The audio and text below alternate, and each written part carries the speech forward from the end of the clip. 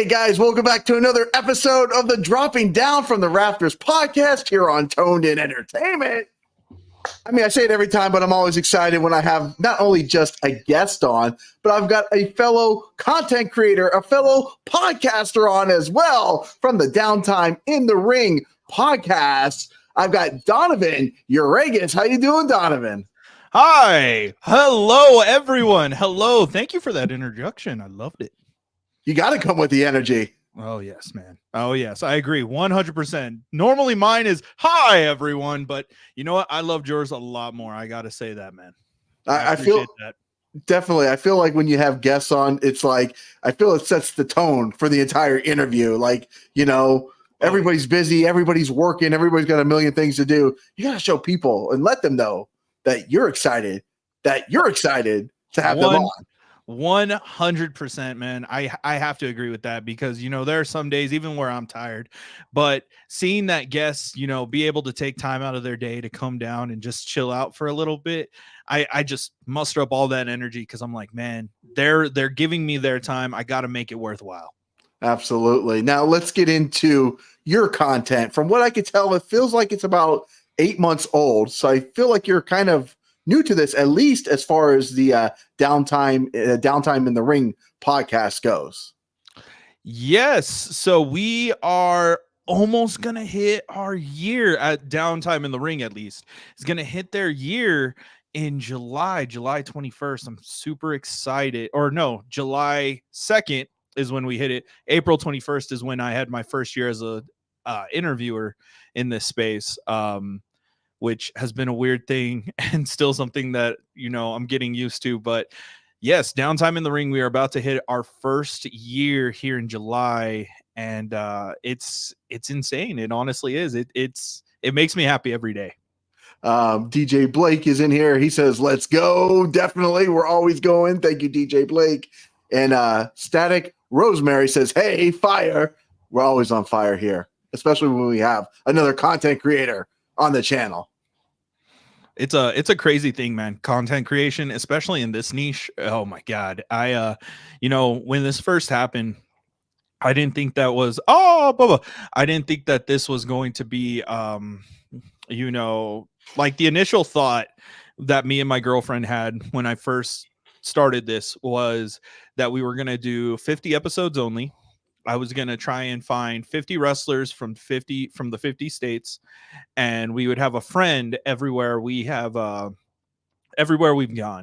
And now it's turned into a community. It's being able to go, hey, I know somebody. Oh, you're wrestling in Ohio. Oh, I know a couple of people that work for Emerge, or head over down to OSW in Amarillo, Texas, or the fact that New Mexico is starting to get really good. And we would love to have a bunch of the people that I have had on as guests come down and enjoy New Mexico wrestling for what we're trying to make it. So, you know, getting into this first year of just podcasting, I personally have been a content creator since 2019, but I never found my niche. I have a best friend in the entire world, Bastion in the comments, and we've tried so many different things.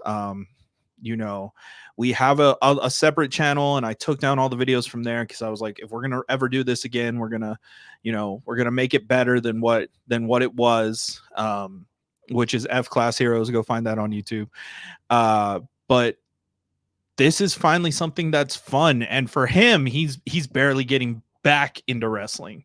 So getting to see, you know, him text me and be like, oh, I didn't know that this dude, who's this guy? What, you know, what's a Malachi Black? And now Malachi Black is like one of the people he likes. He loves Brody King.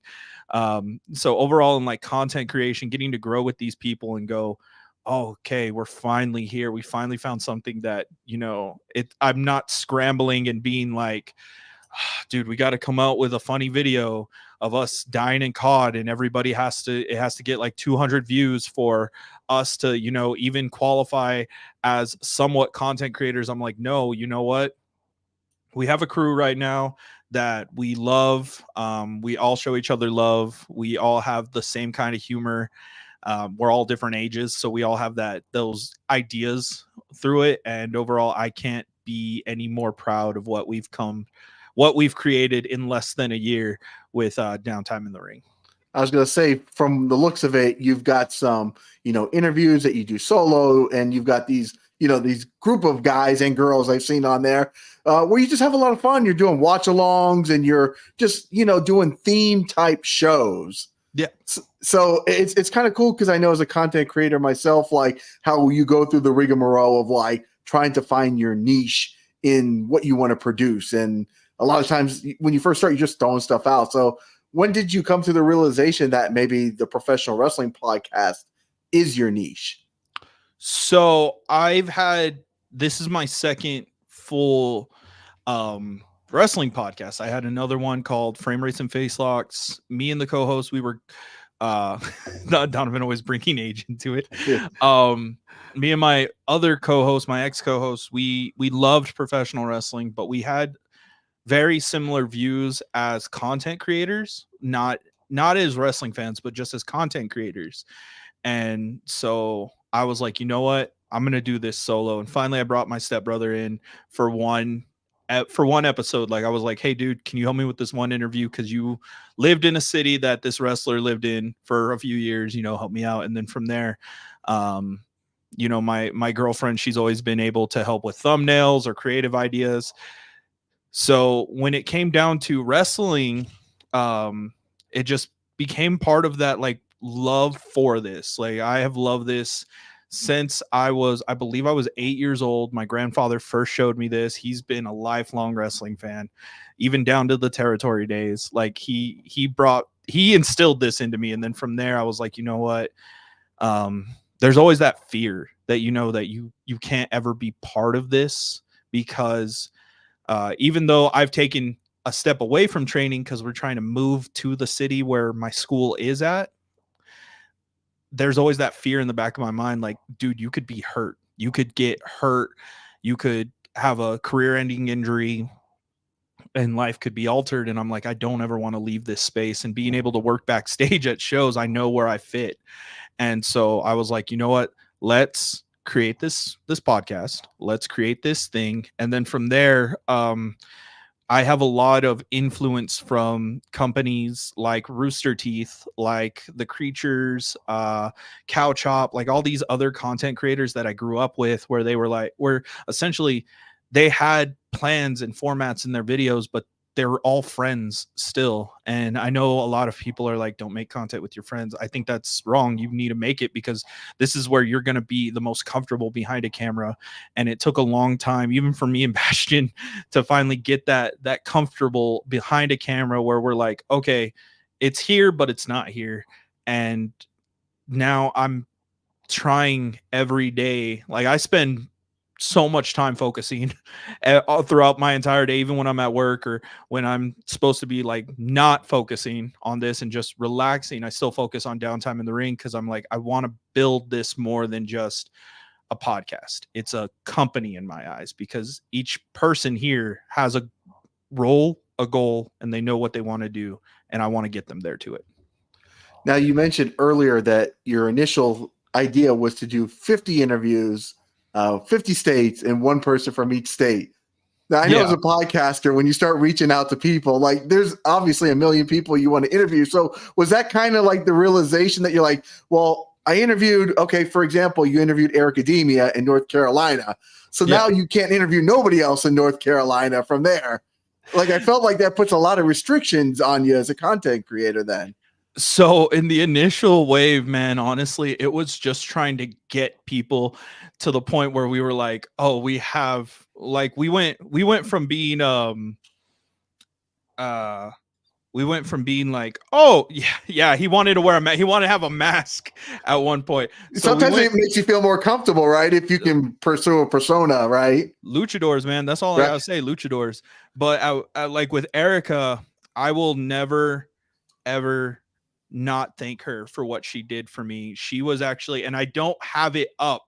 I don't have it on the channel. She was my first ever interview. I have this stored away on my hard drive. I have a gentleman named Marco Mayor. I have Erica's father. Like, I have a bunch of interviews before you see the initial ones on Downtime in the Ring, because those ones will always be my remembrance. Like, those are what I know weren't good, but I'm so grateful for where they got me, and they were all solo interviews. But back to your question, the restriction, at first it wasn't really a restriction because we were just trying to now it's turned into, oh, okay, we could potentially have another. I think we already did. Yeah, we did with Caleb Connolly, have another person in Carolina, and I don't even look at it like that. And they're, at one point, my girlfriend was like, where this started, right? With 50 friends in 50 states. And I wanted to cry. And I went, yeah, we've passed that. We're going to pass that. We're going to make it even better, because I just like friends. I just like having these people that now I can text and I can be like, hey, can you give me feedback on this? Oh, do you have a poster that you need me to, to share? Let me share it. Let me share it to the group. All the group's going to share it now. And now you have like 7-8 people who are automatically going to share it 15 times over. And try to get you put over in wherever you're trying to go. So yeah, no, it never crossed my mind having like, a constraint. It was always like, I just want the next wrestler. I just want the next ref or the next content creator or the next whatever. Yeah, that idea completely went out the water probably like maybe 3 or 4 weeks into this. Yeah, Cherry Bomb says that's a great excuse to travel. You meet all these people in all these awesome places. So you get to go watch them wrestle too. It's definitely awesome. 100%. 100%. Especially, being part of these last year and a half, 2 years now, where New Mexico wrestling is even growing to the point now where if you guys are in the area, June 1st, Rio Rancho, Phase 1, Pro, sellout. Yes, just go. That's all I can tell you. Buy your VIP ticket, go have fun, have a drink, go. You may see me there and I'll give you a hug, of course.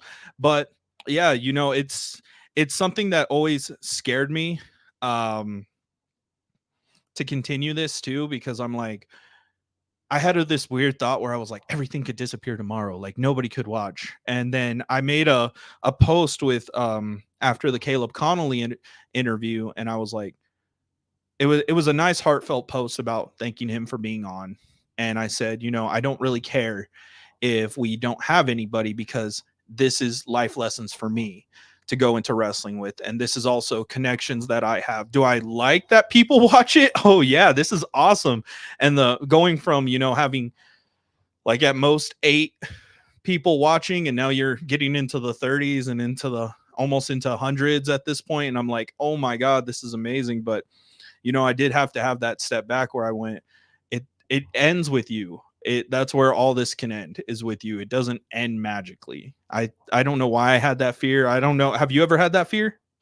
I mean, I think we all have our reservations at times, I know we're going to do an interview on the reverse side here in a little bit, but yeah, I think we all have our fears as far as like, am I going to be able to do this? And especially with doing it live was one of my biggest fears that I didn't start doing until last August. And I was always doing my interviews recorded.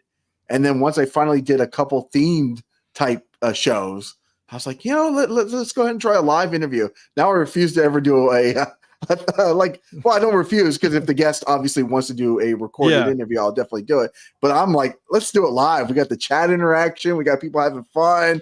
Plus, you don't have to do any editing when you're done either. It goes live and you're done. So that's another great thing on top of it. 100%, man. I have to agree with that. Like, normally I didn't even want to do lives. It was my co-host. He was like, hey, after January 1st, let's start doing lives. Let's start doing live reactions. Well, for one, we started with Elimination Chamber, which by far is the worst possible live we could have ever started our careers with, being at 3:00 in the morning. And neither of us really want to be up at that time, but we want to watch it. And then we didn't do live reactions for Mania because we were all like just watching it. We were all more excited to watch it than anything. So now that we did it for Backlash, I have to say, like, this is amazing that we get to do it. We tried it with Monday Night Raws and Friday Night SmackDowns. We're gonna try it again with AEW stuff, but overall, like, lives, I feel a lot better in lives. I love pre-recorded because we can go off the wall and I can edit it out, and there's so many stories that will never see the light of day, and I love it.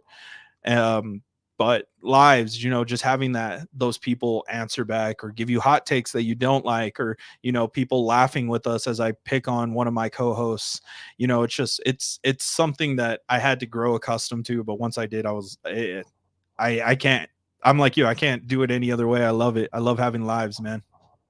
Now, I know as a content creator and a podcaster, I know reaching out to people and sending emails and doing messages and all this stuff is very time consuming. And it can take up a lot of your time. So how do you balance out your work life, your personal life, and your podcasting life to make it all come together? So this is the weirdest way I could say it. I go full on all of it. So like if I have a few minutes at work, I'm sending out an email. If I have, if I have time at home, we're sending out emails. Or my girlfriend, who is amazing, will be like, did you send out that email that you were supposed to send out? Oh man, I forgot. I sent out 5 other DMs today too, but I forgot the email. And she'll be like, okay, yeah, we gotta keep this up. She downloaded a calendar app so we can all keep track. Balancing all of this isn't as crazy as what I initially thought. It's not as hard as what, and this is only personally for me, for like what other content creators are like, this is a full-time job, but it's fun. It's not a full-time job to where I'm like, man, I got 9 to 5, Saturday's almost here, I get to relax. No, I have made it to where like after 12 o'clock on Mondays, I don't really do anything for the podcast. So I have 6.5 days to get us going. And that's what I do. And I try to do everything I can to make sure that everybody in our group is okay mentally, that they're happy, that we're all good together, and then Thursdays, I'll have them asking like, what are we doing? And I'm like, you know what? Personally, I love it more when we don't know.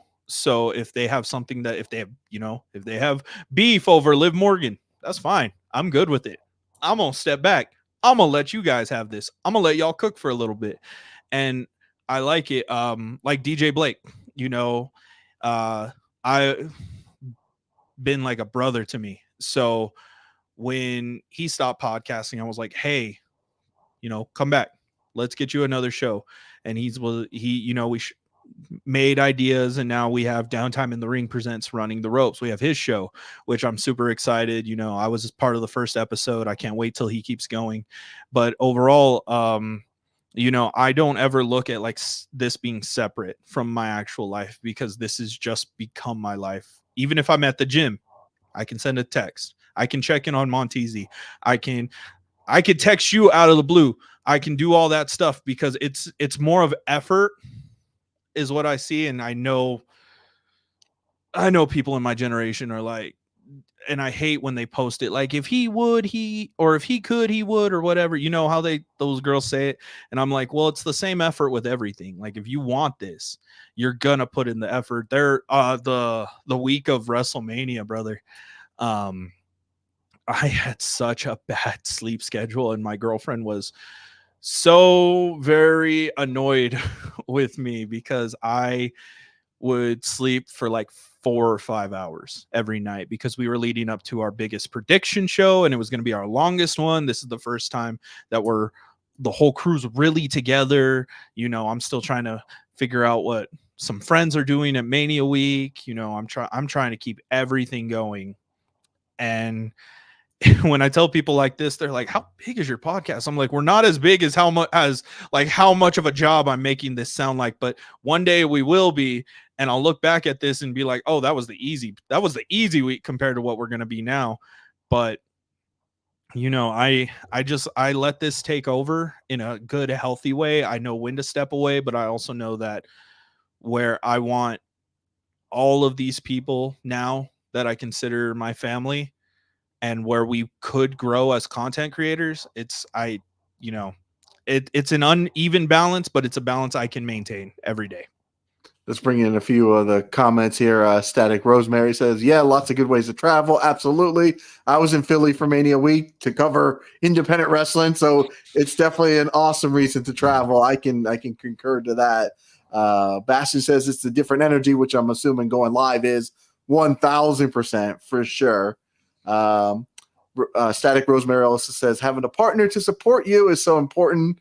1,000% agree with that one too. And DJ Blake says thanks for the love. Oh yeah, no, that's yeah, he was actually so quick little funny stories. He was my former boss when I was working at a GameStop. He was my former boss, and even though I left and he left, we always stayed in touch. And so now getting to actually work together where we're on equal ground, it's awesome. It's one of the coolest things that we could do. But yeah, as doing this and seeing like the people that we've added on, Unk and Bree over on the 2.5 Heels podcast, shameless plug, and Nikki D on Nikki D Rushes on YouTube, shameless plug, having all these people together now, and even our partners, our like company partners, I always try to be different than most. And we just did an interview with a gentleman from Everything Pro Wrestling, the YouTube channel, and me and him didn't agree on something, but I liked it, and I loved the advice he gave, which is he was like, he still watches all the top end content creators in this niche, and he tries to see, if they copy him or, how he can differ. And I told him I don't check on them yet because, they're just things that we're never, or not never, but we're just not there yet to compete with. And that's more of just me going like, I have a set plan, and I know that it's so off the wall that I don't believe most people are gonna follow. And if they do, congrats. But I say this a lot: if they can copy the amount of amazing and wonderful people I have on my phone at any given second, do it. Because if you can't, and you step up and you say, I'm better than you, I want you to prove that. I want you to prove it. And that's why I already said, like, we're New Mexico's best wrestling podcast. We've looked around. There's no other ones, for one. And two, like, we have to walk in with that pride because nobody else is going to take it. And from there, we've gotten a cool offer to do work with a promotion in one of the bigger cities. And they were like, man, we know your podcast. Like, it's kind of cool. The fact that you're training, you're willing, like, if they need me, I'll take a bump. I don't care. It's fine. I know that there are a few wrestling podcasters here that, don't want to, and that's respectful. Nobody wants to throw themselves on that canvas, and it hurts at times, but I'm gonna do that one extra thing so that downtime in the ring can get better. I'm going to segue just a little bit from wrestling here, since you brought up DJ Blake being your former boss at GameStop. Can I ask you how many GameStop Power Rewards cards he tried to make you to sell on a regular basis while you worked there? So he don't want to admit it, but I was better than him. I was. He don't want to admit it. It's fine. He don't want to admit it. I was one of the best. I was good. I had that little baby face. I didn't have the hair. So I was right out of high school. They didn't want to say no to the cute little 18-year-old. That's all I'm gonna say. I did better. There were a few months where I remember where he was like, "You're leading the store." It was always a fun time over there. But yeah, being there, man, it was interesting working at a GameStop back in 2016, especially with the way that games were coming out at that time. It was oh god, it's like a fever dream, dude. I could go into like an hour-long conversation of just the stuff we had to deal with over there. That's for a I'm separate podcast. That's yeah, GameStop stories. Yeah, we that's got to a do that. whole different thing, brother. That's a whole different thing. Well, let's touch on, you brought his name up, and it's kind of how we came together in the first place, and that's Montezi, somebody who I've had on the channel, somebody who you've had on the channel, and I've also noticed that he is doing your intro song as well too, Yes, sir. Yes, sir. which of course is a banger because everything Montezi has put it out is legitimately like it's just fire. Like his stuff is so good. He's so in tune to like what's going on in like the world today and like what's going to be a hit record. Yeah, let's have a little Teasy talk. Why don't we? Yeah, I love we should. Teasy. We should represent Teasy. I love Teasy. I do it almost on everyone that he hooks me up with. People, I try to give him his flowers because he really deserves it. So, we were having I had an episode with John Kiernan, and we were talking about, I was like, how did you meet Teasy? And he goes, we were giving our history with meeting Teasy. And honestly, it was my girlfriend. I give her the credit for that one because she was, we were watching that episode of Dynamite at Arthur Ashe Stadium when he came out, singing for or performing for Sammy Guevara, and she was like, why don't you try him? I was like, there ain't no way a rapper is gonna want to be here. There's no possible way. We are so small. And he gave us the opportunity, and from there, actually not even that, he gave us the opportunity. We pushed it out for a while out because he had some things going on, and he hit me up and he was like, hey, do you guys have music? And I was like, we have like, non-copyright sound music. Like we got basic music. I he was like, all right, well, let's do this. We'll come up with a song. And then from there, the only thing I like mostly about this is I don't mind texting people. Like, I don't mind texting people out of the blue. My co-host is very afraid of that. He's like, what if you annoy them? Then I'll say, then they'll say respectfully, hey, I can't talk. And I'm like, hey, you want to talk?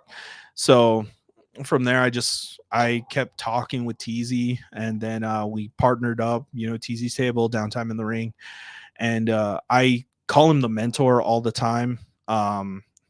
I try to talk to him as much as I can and just pick his brain. If he has anything he needs to be shared on social media, we'll get it done. If he, if he needs anything, we'll do our best. We'll get it done. I'll get it done. I don't care, because that man has done a lot more for me than most vets on the indies, and I can't thank him enough. And I've seen the bad side of indie wrestling, and I go to him and I'm like, man, you deserve your flowers a lot more, or you should have a lot more cockiness than he does. But he's so humble. I try to mimic that. I try to learn from that and grow as as somebody who's in charge of Downtime in the Ring, and go, okay, cool. I need to look at everybody's perspectives different. I need to be patient with people. But yeah, I can't say any more about Teasy, man. Like that's my guy 100%. And you know what? Shameless plug to Teasy. Go to his album release birthday party. If you have him on socials, you'll be able to see it. His album release and birthday party next month, hosted by Big Swole. Oh man, I would love to meet her too. But yeah, go do that. Go buy your tickets. There's limited tickets. He's about to do an announcement tomorrow, I believe, for Dynamite. Yeah, it was right at 7 p.m. Dynamite. Yeah, I think tomorrow night. Correct. Yeah. Yeah, he's gonna do a guest announcement. So who knows? Maybe a world champion. I have no idea. It's a possibility. I'm only guessing. I'm only guessing because we see them all the time together. I'm only guessing, but that's my Teasy love right there. When you heard the track that he sent you, was there any like remixes or redos to the track, or was it just one and done and that's you went with it? It was one and straight up tears from my eyes, my guy. No, there were no remixes. There were no nothing. I was okay with him taking his time on this one. That's something that I've had to grow as a person and just be very patient and be like, you know what, it'll come when it comes. And so when it finally came out and he emailed it to me and he was like, hey, here it is. I was like, okay, trying to be like, I don't know what he's going to do. He asked for me and my co-host's influences. So I have no idea what this is going to sound like. And then from there, I that's not even the full song. There's a whole bunch missing, but we only wanted to make it less than a minute for the intro. So I don't know, maybe one day we'll be able to collab with him, make a music video or something. I would love to do that. But hearing that part and made me cry and it made me proud. I was like, man, we're getting there. We're going to finally be something. We got the sound for it. Like these people are going to hear it and they're just going to love it. And then, I've had guests on who are like, man, that track's fire. I'm like, I'll get you in contact with the dude that made it. I'll send him your way. Like, let's get you one like this. So, there was no remix, no need for it. It was amazing. Yeah, he legitimately makes bangers. I was actually supposed to do an in-person interview with him like 3 years ago. He was going to perform at one of the shows I was covering for the Queen Pin, Catalina Perez, because he does her theme song. Yeah. But there was like some travel issues at the last minute, and he couldn't make it, so we didn't make that particular interview happen. And then he was going to come down to Miami, where I'm at, and then we started talking about trying to do an interview. And again, logistics and time was just going to be too crazy. And then we're like, let's do the podcast. Let's just do the podcast. And again, an hour and 24 minutes or whatever it was with Teasy, like it's just, he has a lot to say and really good people. And I'm glad that not only did he put us in touch, but that he created a killer track for your intro song too. I will randomly listen to it at work. Like that's how proud I am. I was telling my coworkers, they don't like, some of them don't even care. That shit's fire, bro. I was like, listen to this. And they were like, what is this for? I was like, my wrestling podcast. And at first they were like, it's for a wrestling podcast. And I was like, we're not going to get onto that right now. Just listen to this. And from there, it was awesome. That kind of segues me into another question. As you know, I have coworkers that do other stuff, and coworker of mine, he does a mountain biking podcast, mountain bike Q&A. I'll give him a shameless plug as well too, since we're doing that tonight.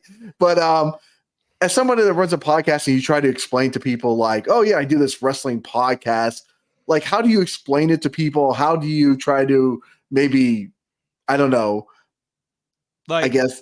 Yeah, I understand justify what you do. I understand what you're talking about. So if somebody's like, because even a lot of my family, like they didn't know what they know how much I love wrestling, but they didn't really understand, the concept of downtime in the ring. And so what downtime in the ring is we're just chilling. Like that's it. I mean, there's no catch. And DJ, when we were doing the first episode of his show, he gave us some love and he was like, man, it's so you allow the person to just be comfortable. And, I try to get the audience to be comfortable with the wrestler. And I know how hard that can be, having somebody open up, but I'm also like, bro, we're just chilling. Like if you give me an hour of your time and you just come on the show, we could be like with Gabby Ortiz and just talk about Fallout for like 90% of it. Or Myron, where, we're just vibing. Like at that point, we went on like 10 different topics with Myron Reed, which was one of my favorite ones. Evan Mack, we talked about his dream movie of being Riddick versus the Predator. And I was like, I'm kind of down for this. We need it funded right now. Like, it's a wrestling podcast and there is wrestling about it, but it's not a wrestling podcast. Like these people are people. And that's the one thing that I love the most about it is especially, getting to work events and you see these people and,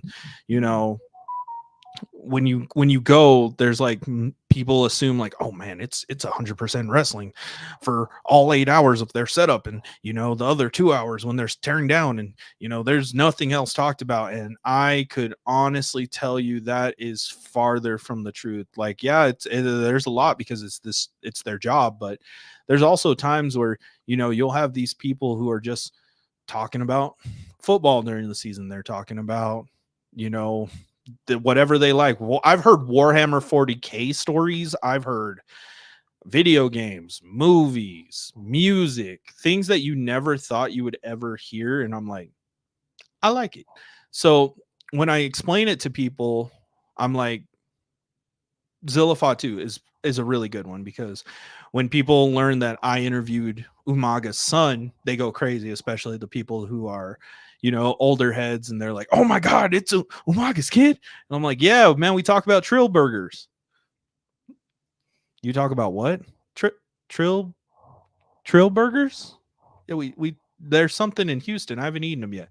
Like, that's not wrestling. And people go, "Oh, is he a cool guy?" And I'm like, yeah, he's actually pretty cool. Like, he's down to earth. He's pretty chill. He's not as crazy. We laugh a few times, talk about his dad, talk about what he wants to do in the future, with wrestling going good and all this. But mostly, we talk about like what he likes to do outside of wrestling and all this.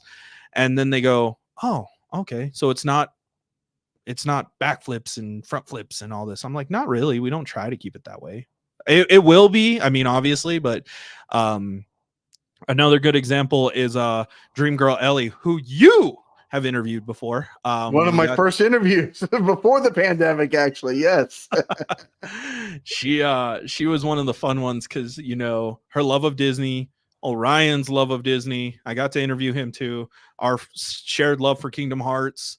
The fact that Dream Girl, had like a gang of bobcats with her when she was little, the way that they grow up in Florida, being taught how to escape alligators, like all these kind of things. Like, you wouldn't hear it on a Jim Cornette or on you may hear it on a Chris Van Vliet, but not really. And so that's why I'm like, I want these people to come in, be okay. And sometimes it's funny with like my family, where I'll know they listen to an episode because they'll have questions like like with the Gabby Ortiz one. She made a little joke about horse meat, like, she would never eat horse meat, rather eat human. But we were also talking about Attack on Titan, so it all made sense. And my mom was like, "She would?" And I was like, "Oh yeah, you thought it was going to be wrestling, didn't you?" And she was like, "Yeah, but now I don't know what you're talking about." And I'm like, "It's anime, Mom. It's fine. It's okay. It's not, nobody's pulling a Dahmer, but it's all good." Yeah, it's all good." So that's how I was explaining it to people, is like, it's wrestling, but it's not really wrestling, because we try to let these people just chill out. And I know how it is going to a show as a fan, and you're like imagining what this person could potentially be like when the boots are put in the closet and they're finally getting a day off from traveling, and what do they do? And I'm like, why don't I just ask? What's the worst that could happen? They don't tell me. And that's how, that's what Downtime in the Ring is. I'll tell you a funny story about Ellie. When I was first start covering the indies down here in Florida, I would see her wrestle before she was up in OVW. She was down here, and she would wrestle at a bunch of shows. We see her almost like every show that we would go to. Yeah. And sometimes she would come out as a heel. Sometimes she comes out as a face. And I asked her, I'm like, what determines your attitude? Like, why do you sometimes to be a face or a heel? And she says, honestly, it just depends how I wake up in the morning. That's the Ellie that you get when I show up for the shows. Yeah, we got to learn a little bit more about the growth of that when we talked to her, and I was like, man, I've been like a fan of both of them since, I want to say, around 2016, when I got out of high school and I was trying to look more into the indies. And so finally getting to have that sit down with each of them separately and pick their brain, I was like, little check mark off my bucket list right there. But yeah, like, going into Downtime in the Ring, it went from me being something I was afraid to talk about because of past content projects that have failed, and now it's something that when I'm asked about it, I have so much pride and my chest is out, because I know we will go above and beyond in any capacity that we have to, whether that be physical, whether that be virtual, whatever, to make sure that we are successful. which has been a very interesting ride, especially, like I said, being able to help at shows and being able to go and still learning the business as somebody who's training and going through it and learning like, oh, okay, well, you can't do this, but also as a person who's trying to make this a business, I can't do that as a wrestler, but as somebody who's on the other side also, I'm not afraid to do this because I also got to look at the other side, which is the podcast and the business. And I got to remember it's okay to approach some of these people and be like, hey, would you like to, yes, I'm a student, but also, if I could, I'd wear like a badge and just flip it around and have downtime in the ring and be like, oh, okay, yeah, I'm the co-host. I would love to just wear that, have student and then have actual founder / co-host on there and just be like, would you like to be on the podcast? Would you like to do this? Because I know how it feels having, they're tired, they want to go home and they don't want to be bombarded, but also, hi, hello, and just talking to them. So yeah, getting to talk about like getting this opportunity, with how big your channel is and getting to talk about something that I love. I'm never going to be able to thank you enough. I hope you know that right now. Oh, I hope dude, you know that. it's my honor. I appreciate you for making time. No, 100%. I'm never going to be able to thank you enough for this. This is amazing because I could talk about downtime in the ring forever. Especially with like having that fear of like, oh yeah, this could disappear. I could get hurt. And then now that we have such a big crew, it's gone into, let's cross my fingers I don't get hurt. But if I do, I'm not alone. And that's the best thing in the world. Now you talked about, learning stories from other people. One of the stories that I recently got was at the end of an interview. I had Key Vibes on a couple weeks ago, and I was just randomly throwing out a couple rapid fire questions. And she got into ghost hunting and how she likes to go out ghost hunting, and she's starting up a ghost hunting type tour out in Texas, and she wants to get that going. And I thought that was just really cool, just random stuff, because my wife and I we do ghost tours, like pretty much every city that we go to. It's kind of our thing to see the city, get a little bit of fun. So I learned some interesting facts that way, and I like that. So for Donovan, what are some cool and interesting things that maybe are your hobbies outside of professional wrestling? So outside of professional wrestling, oh God, I'm gonna let myself be vulnerable around here. So I have a very, very, very insane addiction to the Yu-Gi-Oh card game, and I know my girlfriend is probably laughing as she's hearing this right now. That is one of the biggest things that I love the most. I love trading card games. Is it like Pokemon, like that type of similar? It is. It is like Pokemon, and so it's a card game. I love it so much. I love, being able to play it with Bastion, being able to just play it in general. It's something that I grew up with. Going in, when I was younger, which sounds so weird because I'm only 26. I used to love traveling, and one thing that I would do is ghost hunting. I used to go and do that. So I would travel a lot to Lubbock, Texas, which is in West Texas, Texas Tech. And we went out there a few times, me and a buddy who used to live out there, and they have a haunted train tracks. Okay, so let me explain this. We can go into this a little bit. So, cemeteries are horrifying, right? They're absolutely terrifying.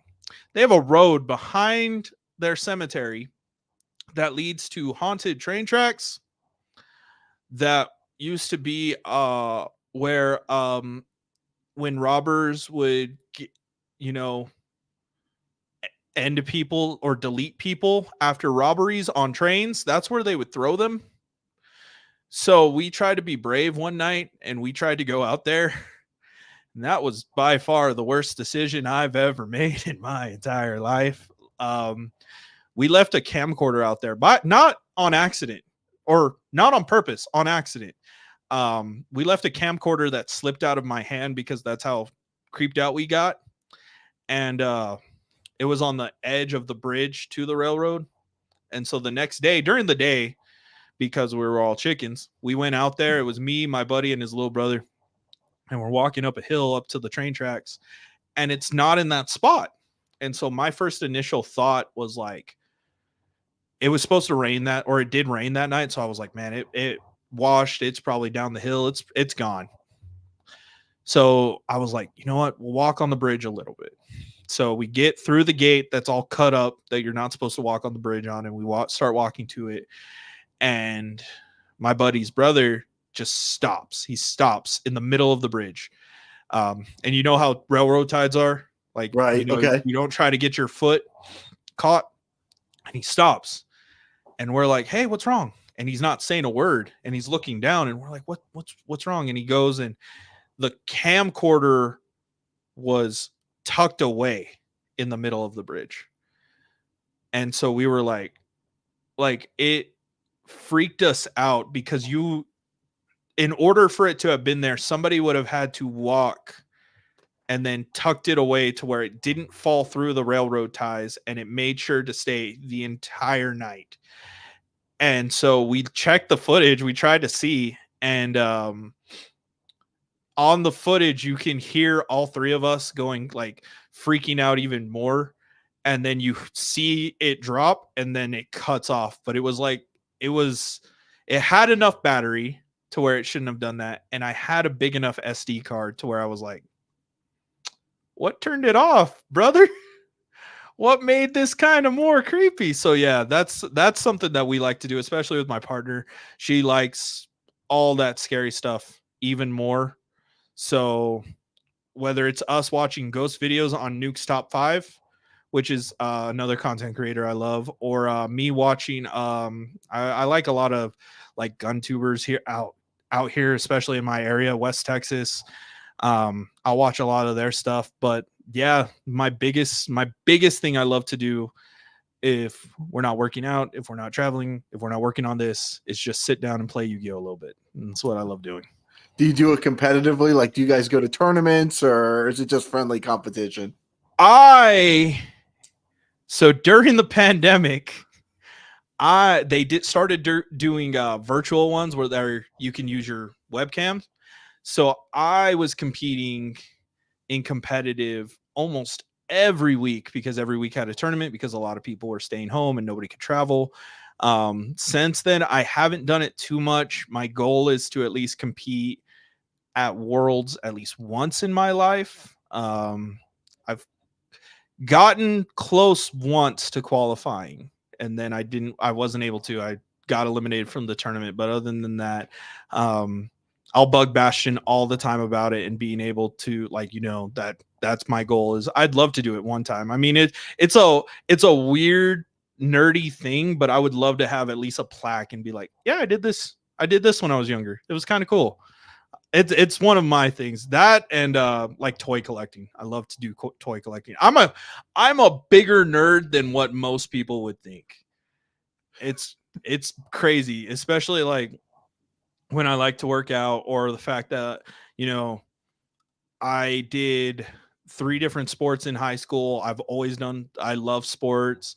Big Cowboys fan, Spurs fan, Angels fan. Like, I love sports, but when that's gone, biggest nerd you could ever meet. And I think that comforts people. I don't know. Yeah, it makes you feel like you're a real person. That's what I think. I try to like let people know, like, okay, yeah, I can talk about, what kind of blitz they're doing, and how in my opinion this is probably what they're doing is wrong. But then also, if somebody goes, well, what are your thoughts on, where the MCU is going now? And I'm like, it's fine. I don't mind it. Yeah, sure. We have some we have actresses playing, superheroes, like how, the world was going crazy for Natalie Portman playing female Thor. And I thought it was the coolest thing in the world. But I've always been that kind of person, especially growing up, where I always had all these different loves. And I never saw that like, oh, everybody has their group. No, I love talking to everybody, because everybody has a cool story. That's how it's supposed to be. Absolutely. What's your prized possession in your toy collection? That's kind of tough. Okay. Where do we begin? Let's get the list out. That one's a little tough. So right now, it would obviously be like the first wave. I have two of them. I have one loose and then one in box of Matt Cardona's first action figure when he went on the Indies for the Major Wrestling Figure Podcast. Okay. I have one in box, wrapped, will never see the light, it will never be touched, and then one, and he's on my TV right there. I don't really have like one single prized possession because, like, at first when my girlfriend met me, I was like, "Hey, yeah, I collect toys." That's interesting to say when you're, when you're 23. Oh yeah, I collect toys. It's cool. And then she started learning like, oh, I don't collect toys. I could sell them eventually, but I collect them just because they're wrestling. They're cool. They're fun. And then getting to just build this. But yeah, I don't have a single one, like a singular one, because they all have a different meaning to me, or they all make me happy in a different way. It's a very fair statement. It's definitely a very fair statement. Yes. I love collecting things. So like we have our we have our decks. She's learned Pokemon, she's learned Yu-Gi-Oh. We got into Lorcana a little bit. I collect wrestling cards. Like one of my favorite ones is like this one right here that's on my desk. It's Woods, but also from the Royal Rumble, has the canvas in it. So there's just a lot of like memorabilia that I love.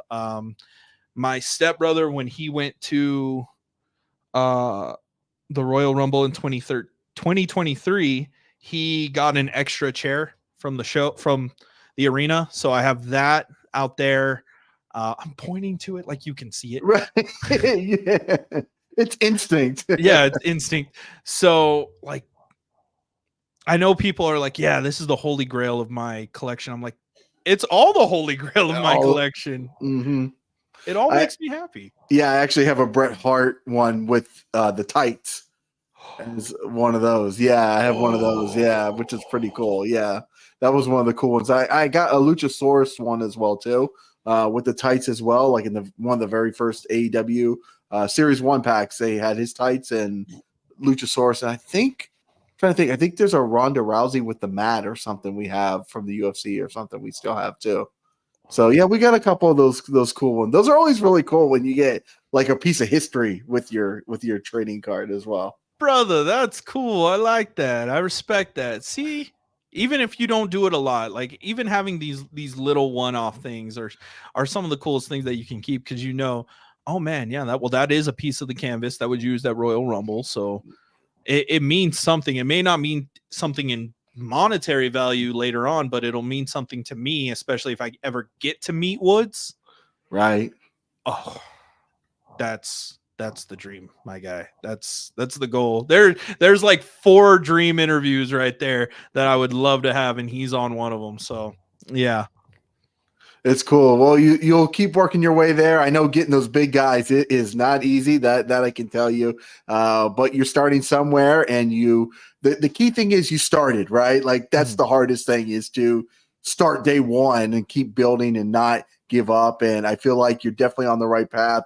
You're doing some fun stuff. I was actually, for my job, I drive quite a bit and had some of your podcasts on the past couple of days. So I was listening to the Eric Academia one, the Janai Kai, and actually in your conversation with Eric Academia, she mentioned in that, I guess she couldn't remember. She's like, I know I talked to somebody about, they suggested I should be in a Scott Pilgrim video game. I'm like, yep.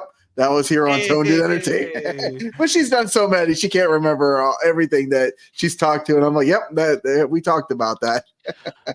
So that young lady right there, I'm going to give her a little bit of love too. That young lady, like I said, my first ever interview, I'll message her every once in a while, check in on her. Gave her flowers for the Ring of Honor match that she had. Even made a post about it. Like, I'm so proud. And I mean, you heard it in like what Chris said was like, he's gotten to see her grow and me grow. We both started. She was my first interview when she only had 3 matches, my guy. And have me who's freaking out like, oh man, is this even going to work? Like the other podcast kind of failed. I still want to do this. I left wrestling. Like that was during the time when I was not even out of school. Like to see all of it come together and now to see where she's grown, I'm like, man, I'm so proud. I'm so proud of her every day. Yeah, I see everything she does. I got to see her wrestle live during Mania week. It's right now, it's my favorite match of the year. She wrestled Stan Styles at Cremania, where Stan Styles froze time and her dad were in slow motion. It is, yeah, I've got the YouTube shorts up on the channel. Shameless plug here on Tony Entertainment. But yeah, it's by far one of the most creative and fun matches I think I've ever seen in my life. It was super fun. You've gotten Chico Adams, who I recently had here on the channel. So you got your finger on the pulse of some talent out there as far as like the people that you're reaching out to. And I do appreciate your knowledge and your thirst for not only having guests on, but quality guests, which I've seen so far. I try, man. Like, there are some people who will ask me like, oh, you just want everybody. And I'm like, theoretically, I would love to have every single wrestler just email me and we set up interviews every week and everything would be cool. But I know that a lot of people aren't going to want to see wrestler XYZ, or if I know that, maybe their podcasting skills or like their promo skills aren't that good yet. It's okay, because I'm going to come back around, and when they're ready, I'd love to have them on. And I share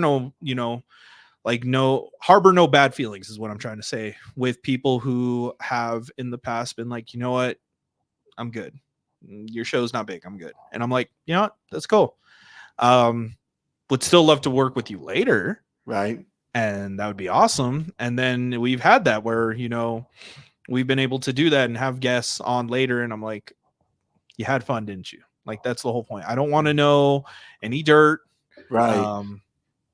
I don't want to make you feel uncomfortable. All that stuff I really don't care about. I want to know who you are. And that's what we're going to keep pushing out for Downtime in the Ring. We are going to try to make everybody feel that we have been best friends for years. And it's worked with something like my boy Paragon. It's worked. I understand that, some people have little trepidation with that. They don't want to do that. And one thing I've had to, or my girlfriend, she's gotten to witness, is that I like having these friendships. And I know it could come off maybe to some people as annoying, but like, even with you, man, like you're part of the text list, dude. I'm so sorry, man. You're going to get a 4th of July text. Boom, let's do it. You're going to get all those, dude. Like when, what big holiday just passed? I get Easter. Oh, I spent about like 45 minutes texting everybody happy Easter. And my girlfriend was like, did you text this person? Oh man, I forgot. Okay. But what about this one? No, I got him. I'm sure I can send you the screenshot. I got him. So you're part of that, man. I'll always check in on you. I'll always make sure that you're good. I appreciate you. Well, what's in the future for your podcast going forward? Any cool guests you want to announce, or themes, or anything you got going on you want to talk about? So right now we are going to work with Phase 1 Pro Wrestling in June. We have, like, really right now what we're trying to do is work with everybody in Albuquerque, New Mexico, and Rio Rancho. They're literally the same place. And try to build wrestling there. We're going to try and travel to the OSW show in July because Matt Riddle's going to be there. I would really love to pick his brain just in general. Not really. We don't really have anything planned because I try not to keep things planned. I try to be like, okay, we have this guest, this guest, this guest. Otherwise it gets too overwhelming. Yeah, right? But I don't try to, yeah.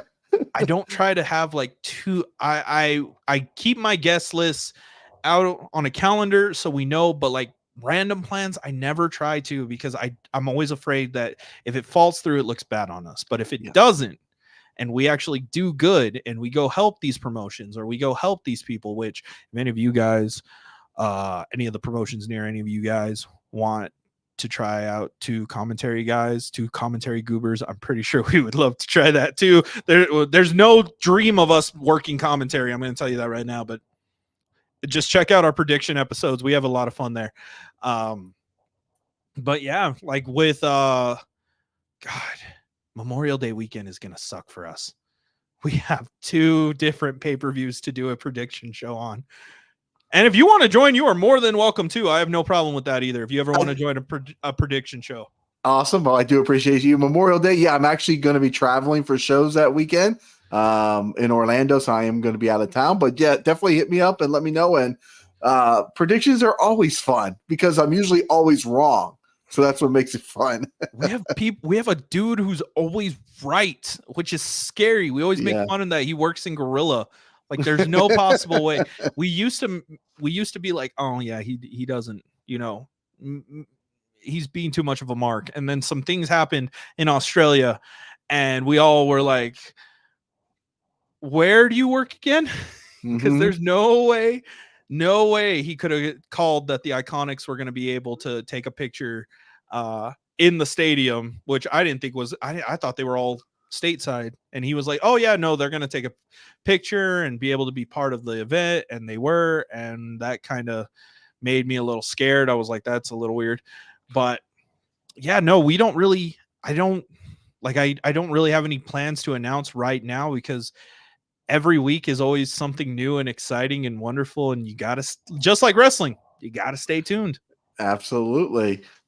Cherry Bomb says best match ever, which I know we were there. She was there with me to watch that Eric Academia Stan Styles match. It is it's a must-see match, I think, of 2024. By far one of the most fun. It's even when I interviewed Stan Styles later, I said, dude, that's everything I love about professional wrestling is what happened in that match. Definitely one of the my top contenders for a match of the year is that match right there. So Donovan, where can people follow you at and watch all your awesome content at? So first off, you guys can go to DownTime in the Ring on YouTube.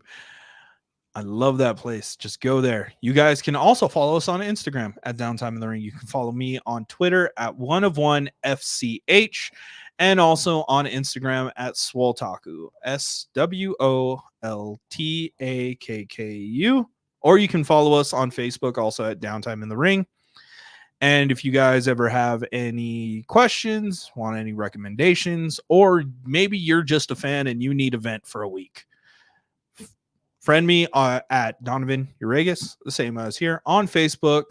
We can talk it over. And if you got valid points, I'd love to have you on the show because I know that we always have an interesting Thursday episode. That's where you can check our live streams. You can also check out our weekly interviews Saturday, 12 p.m. Mountain Time. And yeah, that's where you can find all of us. Well, perfect. Well, for us here on the channel tomorrow, we are back live again.